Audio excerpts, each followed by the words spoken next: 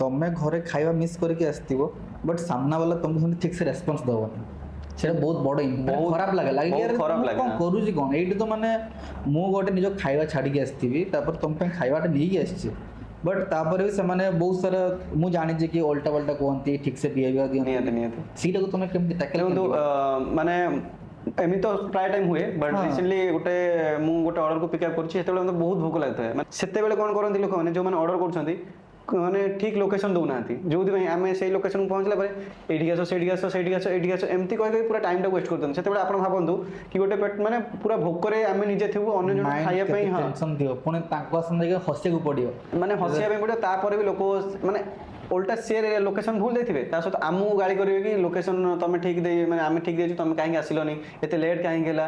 ମାନେ ବୁଝିପାରୁଛନ୍ତି, ମାନେ ଆମେ ଭୋକରେ ଥିବୁ, ଆମ କଷ୍ଟଟାକୁ ଲୋକ ଦେଖୁନାହାନ୍ତି।